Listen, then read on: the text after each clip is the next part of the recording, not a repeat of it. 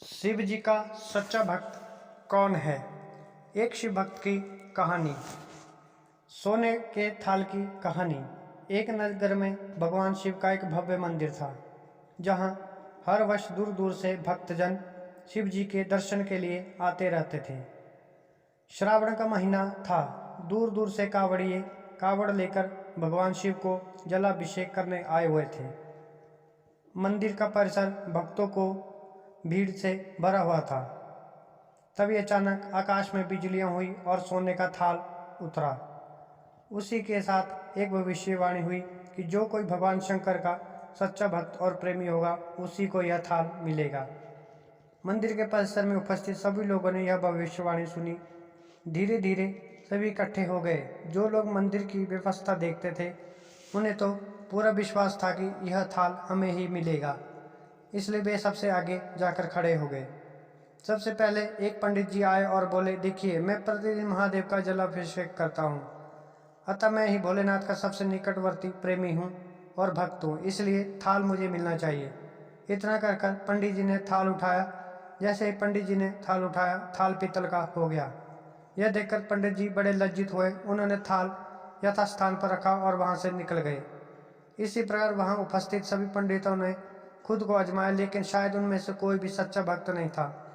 उन्हें भी थाल यथास्थान पर रखकर चले जाना पड़ा। इसके बाद उस नगर के राजा का आगमन हुआ। राजा साहब आगे आगे आए और बोले, मैंने महादेव के मंदिर में बड़ी भारी दान दक्षिणा की है, इसलिए यह थाल मुझे मिलना चाहिए। इतना कहकर राजा सब आगे बढ़े और थाल उठाया। जैसे ही राजा ने थाल उठाया, थाल तांबे का हो गया। यह देखकर महाराजा भी लज्जित हुए और थाल यथास्थान पर रखकर एक तरफ खड़े हो गए। इसके बाद इसी तरह एक से बढ़कर एक दानी महात्मा भक्त पधारे और थाल उठाए, लेकिन किसी के हाथ में कुछ और किसी के हाथ में कुछ हो गया, लेकिन सोने का नहीं रहा।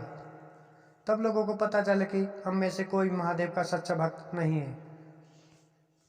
उसी समय एक किसान का आगमन हुआ। वो बेचारा महीनों बाद आज चतुर्मास के सोमवार के शुभ अवसर शिव जी के दर्शन करने आया था।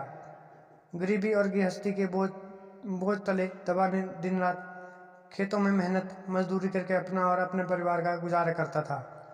अभी रास्ते में ही आ रहा था कि कोई भिखारी मिल गया और कुछ खाने को मांगने लगा। इस किसान को दया आ गई। अपने खाने के लिए जो खाना लाया था, वो उस भिखारी को दे दिया।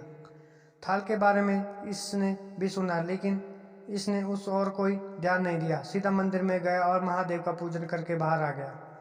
परिक्रमा करते जाने को हुआ, तभी पीछे से एक व्यक्ति बोला, भाई, तुम भी थाल को उठाकर देख लो, हो सकता है तुम ही सच्चे भक्त हो जिसके लिए थाल आया है।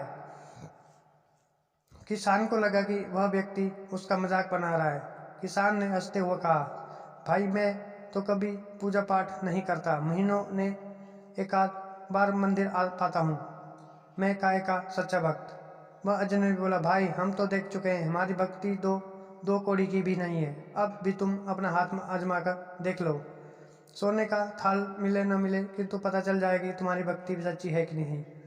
लोगों के बहुत आग्रह करने पर आखिर भोलेनाथ किसान ने जाकर थाल उठा ही लिया। जैसे ही उसने थाल उठाया, लोगों के आश्चर्य का ठिकाना नहीं रहा। सोने का थाल रोशनी से चमचमाने लगा। यह देखकर सब लोगों में खुशियों की लहर दौड़ गई। सभी लोग उसके जयकारे लगाने लगे और पूछने लगे कि भाई, तुम ही सच्चे भक्त हो, अब हमें भी बता दो कि कैसी भक्ति करते हो जिससे महादेव तुमसे प्रसन्न है। किसान बोला, भाई, मैं कोई भक्ति नहीं करता, मैं केवल दिन भर खेतों में काम करता हूँ और थोड़ा समय निकालकर जरूरतमंद लोगों की मदद करता हूँ। इसके अलावा मैं कोई विशेष कार्य नहीं करता। लोग पूछने लगे, तुम लोगों की मदद क्यों करते हो? हंसते हुए किसान बोला, सुकून। दूसरों के चेहरे पर मुस्कान देखकर मुझे जो आनंद और खुशी होती है, उसे मैं शब्दों में बयान नहीं कर सकता।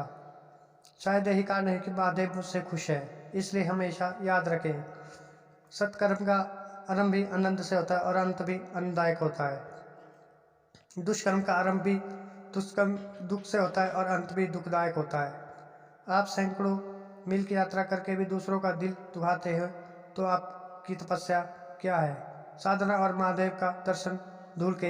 आपको हमारी कहानी कैसी लगी, ज़रूर बताएं और चैनल को लाइक और सब्सक्राइब ज़रूर करें।